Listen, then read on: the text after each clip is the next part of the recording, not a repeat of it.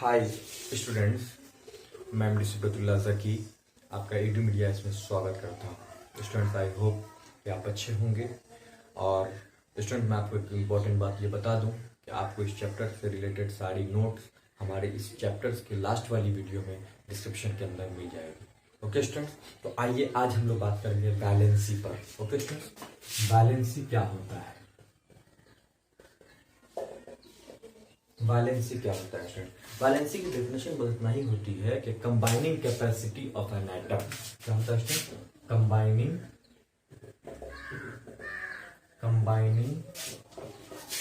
Capacity of an atom to another atom. Combining capacity of an, देखो valency क्या होता है? कोई एटम जो आपस में कंबाइन करता है ना, यानी आप देखिए बहुत सारे एटम मिलकर के मॉलिक्यूल बना लेते हैं, तो वो आपस में कंबाइन करते हैं ड्यू टू वैलेंसी। वो कैसे? देखिए, हम कह रहे हैं वैलेंसी क्या होता है ना। देखिए, किसी एटम को स्टेबल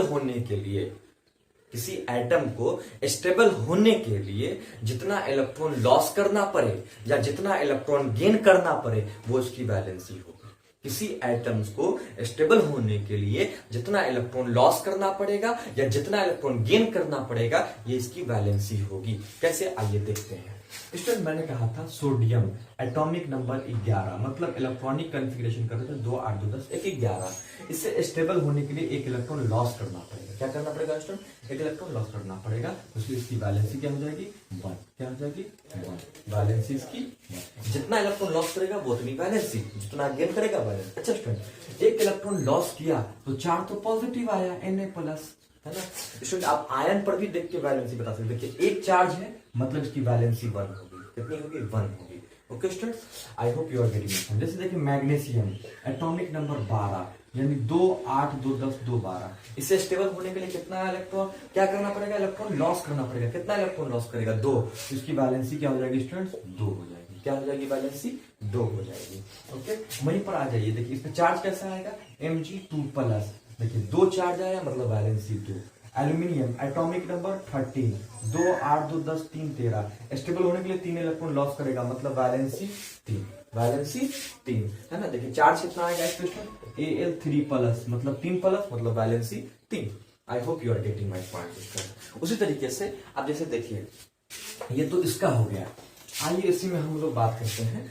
जैसे कि अगर मैं आपसे बात करूं, देखो ऑक्सीजन एटॉमिक नंबर 8, है ना, 2 और 6। देखो, दूसरे ऑर्बिट में स्टेबल होने के लिए कितना इलेक्ट्रॉन चाहिए था? 8 है। कितना? 6। यानी ये किसी से 2 इलेक्ट्रॉन लेगा।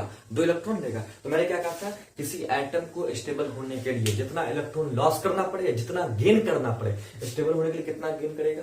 2 गेन करेगा। तो इसकी वैलेंसी कितनी हो जाएगी स्टूडेंट? 2 हो जाएगी। वैलेंसी कितनी हो जाएगी स्टूडेंट? इसकी 2 हो जाएगी। ओके, वैलेंसी क्या हो जाएगी इसकी? 2 हो जाएगी। ओके, अब देखिए, इससे चार्ज कितना आएगा? 2 इलेक्ट्रॉन लेगा तो 2- चार्ज आएगा। देखिए, जितना चार्ज आया उतनी वैलेंसी 2। वैलेंसी 2। आइए उसी तरीके से हम बात करते हैं क्लोरीन एटॉमिक नंबर 17, 2 8 और 7। 2 8 और 7। स्टेबल होने के लिए कितना इलेक्ट्रॉन लेगा? ये 1 इलेक्ट्रॉन लेगा, मतलब वैलेंसी 1। वैलेंसी 1 है ना। देखिए, चार्ज कैसा आएगा? Cl-, एक चार्ज है मतलब वैलेंसी 1 है ना। तो किसी एटम को स्टेबल होने के लिए जितना इलेक्ट्रॉन लॉस करना पड़ेगा, है ना, या जितना गेन करना पड़ेगा वो उसकी वैलेंसी होगी। या किसी आयन पे जितना चार्ज होगा वो उसकी वैलेंसी होगी, चाहे वो पॉजिटिव या negative. Okay students, I hope you are getting my point. Next one होता है स्टूडेंट वैलेंस इलेक्ट्रॉन। क्या होता है? Valence electron. स्टूडेंट्स, आपने अभी देखा है सोडियम के अंदर एग्जांपल है एटॉमिक नंबर 11, यानी इलेक्ट्रॉनिक कॉन्फ़िगरेशन 2 8 2 10 11 है ना। आखिर ऑर्बिट में कितना इलेक्ट्रॉन है? 1। तो लास्ट ऑर्बिट को हम लोग कहते हैं, क्या मालूम स्टूडेंट? ये जो लास्ट ऑर्बिट है इसको कहते हैं हम लोग के आखिरी ऑर्बिट, है ना। तो हम लोग कहते हैं कि बैलेंस इलेक्ट्रॉन क्या होता है? तो आखिरी ऑर्बिट में जितना इलेक्ट्रॉन बच जाता है ना, जितना इलेक्ट्रॉन बच जाता है, यही इसका बैलेंस इलेक्ट्रॉन होता है। ठीक है, इसी को कहते हैं लोग आउटर मोस्ट शेल भी कहते हैं। लास्ट वाली ऑर्बिट में जितना इलेक्ट्रॉन बच जाता है उस सेल को हम लोग क्या कहते हैं? आउटर मोस्ट शेल भी कहते हैं। तो आउटर मोस्ट शेल में कितना इलेक्ट्रॉन है? 1 इलेक्ट्रॉन है, तो वैलेंस इलेक्ट्रॉन 1 है ना। देखिए, magnesium atomic number 12, 2 8 2 10 2 12, valence electron 2, क्योंकि आउटर मोस्ट ऑर्बिट में 2 इलेक्ट्रॉन है। Aluminium atomic number 13, 2 8 2 10 3 13, valence electron 3 होगा, क्यों? आउटर मोस्ट ऑर्बिट में इलेक्ट्रॉन 3 है। जैसे सल्फर 16, 2 8 2 10 6 16, बैलेंस इलेक्ट्रॉन 6 होगा, क्यों? क्योंकि इसका आउटर मोस्ट ऑर्बिट में कितना इलेक्ट्रॉन है? 6 है ना। ऑक्सीजन 2 और 6 8 होता है ना। बैलेंस इलेक्ट्रॉन 6, क्योंकि स्टेबल होने के, क्योंकि आउटर मोस्ट ऑर्बिट में 6 इलेक्ट्रॉन है ना। उसी तरीके से आप आ जाओ क्लोरीन एटॉमिक नंबर 17, 2 8 और 7, कितना है इसका बैलेंस इलेक्ट्रॉन? 7, क्यों? क्योंकि इसके आउटर मोस्ट ऑर्बिट में कितना इलेक्ट्रॉन है? 7 इलेक्ट्रॉन, ठीक है। तो जितना आउटर मोस्ट ऑर्बिट जितना इलेक्ट्रॉन होगा वही उसका बैलेंस इलेक्ट्रॉन होगा। I hope you are getting my point. आइए नेक्स्ट वन होता है वेरिएबल वैलेंसी। वेरिएबल वैलेंसी क्या होता है इसमें देखिए। वेरिएबल वैलेंसी क्या होता है? वेरिएबल वैलेंसी क्या होता है? वेरिएबल वैलेंसी ये होता है स्टूडेंट, लिख लें अगर डेफिनेशन लिखना चाहेंगे, there are some elements which show different valencies in different compound, है ना। कुछ एलिमेंट्स ऐसे हैं जो अलग अलग कंपाउंड्स में अपनी वैलेंसी अलग अलग शो करते हैं। कुछ एलिमेंट्स ऐसे हैं जो अलग अलग कंपाउंड्स में अपनी अलग अलग वैलेंसी शो करते हैं, तो इसलिए ऐसे वैलेंसी को हम लोग कहते हैं वेरिएबल वैलेंसी। जैसे देखिए स्टूडेंट, कॉपर का सिंबल होता है Cu, है ना। ये जो है 2 वैलेंसी अपनी शो करता है, कितना? 2, एक 2 शो करता है और एक 3 शो करता है। कॉपर अलग अलग कंपाउंड में अपनी अलग अलग वैलेंसी शो करता है, एक 2 और एक 3, है ना। कभी 2 वैलेंसी शो करता है, कभी 3 वैलेंसी शो करता है, ठीक है स्टूडेंट। जैसे देखिए, अगर हम बात करें कि 2 नहीं 3 नहीं सॉरी, कॉपर में जो स्टूडेंट्स होता है, कॉपर की वैलेंसी जो होती है वो 1 और 2 शो करता है। अलग अलग कंपाउंड में कॉपर अपनी वैलेंसी 1 या 2 शो करता है, ठीक है। जैसे कि अब हम देखें रेड कॉपर ऑक्साइड जो होता है स्टूडेंट्स, रेड कॉपर ऑक्साइड, इसमें ये वैलेंसी 1 शो करता है, ठीक है।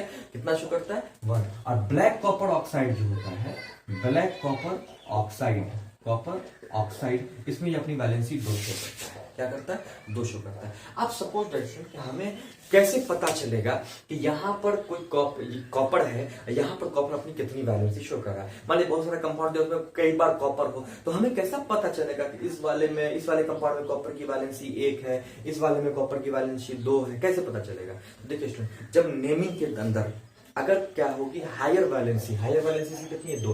अगर कॉपर अपनी हायर वैलेंसी यूज कर रहा होगा तो उसके नाम के आगे लगा हुआ होगा स्टूडेंट ई। क्या लगा होगा? ई। जैसे हो जाएगा कपरिक, क्या हो जाएगा? कपरिक, है ना। तो higher valency is indicated by the suffix ic, है ना। तो देखिए एक चीज याद रख लीजिएगा, higher valency is indicated by suffix ic, है ना। क्या लगा रहेगा? एक। जैसे कपरिक, है ना। कपरिक जहां हो जाए समझ जाना कॉपर की वैलेंसी 2 है ना। Lower valency is indicated by suffix us, OUS। जैसे कपरस, है ना। कपरस जहां हो जाए समझ जाना यहाँ पर कॉपर की वैलेंसी क्या है? 1 है। I hope you are getting my point. उसी तरह से स्टूडेंट, आयरन जो है अपनी 2 वैलेंसी शो करता है। आयरन भी 2 और 3। आयरन कितनी अपनी वैलेंसी शो करता है? 2 और 3, है ना। 2 और 3। तो आयरन अपनी वैलेंसी, है ना, आयरन का सिंबल होता है Fe, और आयरन अपनी 2 वैलेंसी शो करता है, एक बार 2 एक कभी 3। जैसे होगा फेरस मतलब वैलेंसी कितनी? 2। फेरिक मतलब valency 3। I hope you are getting my point student. तो स्टूडेंट्स ये था वेरिएबल वैलेंसी। आइए अब हम लोग डिस्कस करते हैं कि हम लोग किसी कंपाउंड का फॉर्मूला लिखते हैं। क्या लिखते हैं स्टूडेंट? फॉर्मूला, ठीक है। Writing formula on the basis of valency. यही डाल लें, writing formula on the basis of valency, है ना। वैलेंसी के बेसिस पे आपको फॉर्मूला लिखना है। जैसे सपोज स्टूडेंट, एक एलिमेंट्स है A जिसका वैलेंसी 1 है, और दूसरा एलिमेंट्स है B जिसकी वैलेंसी 2 है, और ये दोनों मिलकर के स्टूडेंट एक कंपाउंड बनाता है, A प्लस B मिलकर के AB बनाता है। क्या बनाता है? AB बनाता है। इसका फॉर्मूला क्या होगा? इसका फॉर्मूला क्या होगा? देखिए, A है, इसकी वैलेंसी इसके नीचे रख दीजिए, B है, इसकी वैलेंसी इसके नीचे रख दीजिए, ठीक है।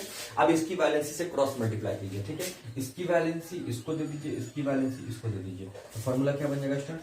A 2B1, तो 1 को लिखते हैं तो ये जगह A2B, that is the formula. Okay sir, I hope you are getting my point student. आइए एक एग्जांपल के तरीके से समझते हैं। जैसे आपने देखा होगा स्टूडेंट H2O हाइड्रोजन है, hydrogen atomic number 1, hydrogen atomic number 1, electronic configuration करेंगे केस नंबर 1, यानी इससे स्टेबल होने के लिए कितना इलेक्ट्रॉन चाहिए स्टूडेंट? एक। वैलेंसी कितनी होगी? एक, है ना। तो हाइड्रोजन की वैलेंसी 1, तो इसकी वैलेंसी नीचे लिख दीजिए, ठीक है। ऑक्सीजन की वैलेंसी कितनी है स्टूडेंट? तो 6 होता है, तो 2 और 8 होता है ना एटॉमिक नंबर, 2 और 6। इसकी वैलेंसी, इसे स्टेबल होने के लिए 2 इलेक्ट्रॉन चाहिए, यानी वैलेंसी 2, ऑक्सीजन की वैलेंसी 2, क्रॉस मल्टीप्लाई कर दीजिए, क्या हो जाएगा? H2O, that is the formula of water. Okay sir, ये हो गया formula on the basis of valency, formula on the basis of valency. एक क्वेश्चन और देख लेते हैं इसमें,